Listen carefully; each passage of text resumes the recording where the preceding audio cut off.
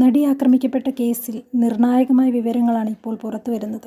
ഈ വിവരങ്ങൾ അതിജീവിതയെ സംബന്ധിച്ചിടത്തോളം അധികം പ്രധാനപ്പെട്ടത് തന്നെയാണ്. ദിലീപിൻ്റെ വ്യക്തിജീവിതത്തെയും കരിയറിനെയും ഇത് എത്രത്തോളം ബാധിക്കുമെന്നുള്ളതാണ് പ്രേക്ഷകർ ഇപ്പോൾ ഉറ്റുനോക്കിക്കൊണ്ടിരിക്കുന്നത്. കൊച്ചിയിൽ നടിയെ ആക്രമിച്ച കേസിലെ പ്രധാന തെളിവായ പീഡന ദൃശ്യങ്ങളടങ്ങിയ മെമ്മറി കാർഡ് നിയമവിരുദ്ധമായി പരിശോധിച്ചത് 3 കോടതികളിലെന്ന് അന്വേഷണ റിപ്പോർട്ട് പുറത്തു വന്നിരിക്കുകയാണ്. ജഡ്ജ് ഹണി എം വർഗീസാണ് മെമ്മറി കാർഡ് സംബന്ധിച്ച് അന്വേഷണം നടത്തിയത്. ഇത് സംബന്ധിച്ച് ഹൈക്കോടതിയിൽ സമർപ്പിച്ച റിപ്പോർട്ടിലെ വിവരങ്ങളാണ് ഇപ്പോൾ പുറത്തു വന്നിരിക്കുന്നത്. 2018 ജനുവരി 9 മെമ്മറി കാർഡ് നിയമവിരുദ്ധമായി പരിശോധിച്ചത് അങ്കമാലി മജിസ്ട്രേറ്റ് ആണെന്ന് റിപ്പോർട്ട് പറയുന്നു. Angamaly magistrate Leena Rasheed memory card പരിശോധിച്ചത് രാത്രി 9:58 2018 ഡിസംബർ 13 മെമ്മറി കാർഡ് പരിശോധിച്ചത് ജില്ലാ പ്രിൻസിപ്പൽ സെഷൻസ് കോടതി ബെഞ്ച് ക്ലർക്കാണ്. Bench clerk Mahesh Mohan memory card പരിശോധിച്ചത് നിയമവിരുദ്ധമായാണ്. രാത്രി 10:58 മഹേഷ് മോഹൻ മെമ്മറി കാർഡ് പരിശോധിച്ചതെന്നും റിപ്പോർട്ടിലുണ്ട്. മെമ്മറി കാർഡ് ഉപയോഗിച്ച വിവോ ഫോൺ ശിരസ്തദാറിൻ്റേതാണെന്നും അന്വേഷണ റിപ്പോർട്ട് പറയുന്നു. ശിരസ്തദാർ താജുദ്ദീൻ്റെ ഫോണിലാണ് പീഡന ദൃശ്യങ്ങൾ കണ്ടതെന്നാണ് റിപ്പോർട്ടിലുള്ളത്. വിചാരണ കോടതിയിൽ മെമ്മറി കാർഡ് ഉപയോഗിച്ചത് ശിരസ്തദാറിൻ്റെ ഫോണിലാണെന്നും റിപ്പോർട്ട് പറയുന്നു. അതേസമയം കേസിൽ വീണ്ടും ഹൈക്കോടതിയെ സമീപിച്ചിരിക്കുകയാണ് അതിജീവിത. മെമ്മറി കാർഡ് നിയമവിരുദ്ധമായി ഉപയോഗിച്ച സംഭവത്തിലാണ് ഹർജി. അന്വേഷണ റിപ്പോർട്ടിലെ മൊഴി പകർപ്പ് വേണമെന്ന് അതിജീവിത ഹർജിയിൽ ആവശ്യപ്പെടുന്നു. അപേക്ഷ വിചാരണ കോടതി തള്ളിയതോടെയാണ് ഹൈക്കോടതിയെ സമീപിച്ചത്.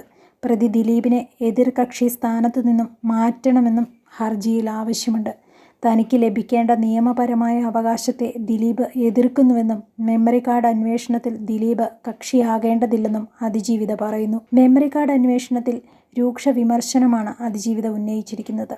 മെമ്മറി കാർഡ് അന്വേഷണം ഹൈക്കോടതി ഉത്തരവിൻ്റെ ലംഘനമാണ്. അന്വേഷണത്തിൽ തൻ്റെ ഭാഗം കേട്ടിട്ടില്ല. അന്വേഷണ റിപ്പോർട്ട് ഞെട്ടിക്കുന്നതും വേദനിപ്പിക്കുന്നതുമാണ്. ഹൈക്കോടതി മാർഗനിർദ്ദേശങ്ങൾ ലംഘിച്ചത് ബോധപൂർവമെന്നും ഇത് കോടതി അലക്ഷ്യമെന്നും അതിജീവിത ഹർജിയിൽ വിമർശിക്കുന്നുണ്ട്. കേസിലെ പ്രധാന തെളിവായ മെമ്മറി കാർഡ് കോടതിയുടെ കസ്റ്റഡിയിലിരിക്കെ അനുമതിയില്ലാതെ പരിശോധിച്ചതിൽ ജില്ലാ സെഷൻസ് ജഡ്ജ് ഹണി എം വർഗീസായിരുന്നു അന്വേഷണം നടത്തിയത്. തുടർന്ന് അന്വേഷണ റിപ്പോർട്ട് ഹൈക്കോടതിയിൽ സമർപ്പിച്ചിരുന്നു. ഇതിൻ്റെ പകർപ്പ് ലഭിച്ചിട്ടില്ലെന്നും ലഭ്യമാക്കണമെന്നുമായിരുന്നു അതിജീവിതയുടെ ആവശ്യം. കോടതി സമയത്തിനപ്പുറത്ത് പല സമയങ്ങളിലായാണ് മെമ്മറി കാർഡ് പരിശോധനകൾ നടന്നിരുന്നത്. രാത്രി സമയങ്ങളിലും ഫോണിലും പരിശോധന നടന്നിട്ടുണ്ടെന്ന് വ്യക്തമാക്കുന്ന FSL റിപ്പോർട്ടും പുറത്തു വന്നിരുന്നു. തിരുവനന്തപുരം ഫോറൻസിക് ലാബിൽ നടത്തിയ പരിശോധനയിൽ മെമ്മറി കാർഡിൻ്റെ ഹാഷ് വാല്യൂവിൽ മാറ്റം വന്നതായി കണ്ടെത്തിയിരുന്നു.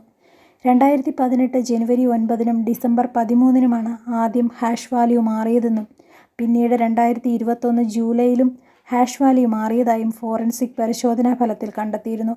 മെമ്മറി കാർഡിലെ വിവരങ്ങൾ സുരക്ഷിതമാണെന്ന് ഉറപ്പാക്കേണ്ടതുണ്ടെന്ന് സർക്കാരും കോടതിയെ അറിയിച്ചിരുന്നു. തൻ്റെ അപകീർത്തികരമായ ദൃശ്യങ്ങൾ ആരോ ചോർത്തിയിട്ടുണ്ടെന്നും ഇത് പുറത്തു പോകുന്നത് തനിക്ക് മാനഹാനിയാണെന്നും ജീവന് പോലും ഭീഷണിയാണെന്നും നടി കോടതിയിൽ ചൂണ്ടിക്കാട്ടിയിരുന്നു. 2017 ഫെബ്രുവരി 17 എറണാകുളത്ത് നടി ലൈംഗികാതിക്രമത്തിന് ഇരയായത്. കൃത്യം നിർവഹിച്ച പൾസർ സുനി, സിനിമാ താരം ദിലീപ് ഉൾപ്പെടെ 15 പേരാണ് കേസിലെ പ്രതികൾ. 2020 ജനുവരി 30 വിചാരണയുടെ തുടക്കം. വിചാരണയ്ക്കിടയിൽ സിനിമാ താരങ്ങൾ ഉൾപ്പെടെ 19 സാക്ഷികൾ മൊഴിമാറ്റി. വിചാരണ നീതിപൂർവമല്ലെന്നാരോപിച്ച് 2 പ്രോസിക്യൂട്ടർമാർ രാജിവെച്ചു. അതിനിടയിലാണ് സംവിധായകൻ ബാലചന്ദ്രകുമാർ പുതിയ വെളിപ്പെടുത്തലുമായി രംഗത്ത് വന്നത്.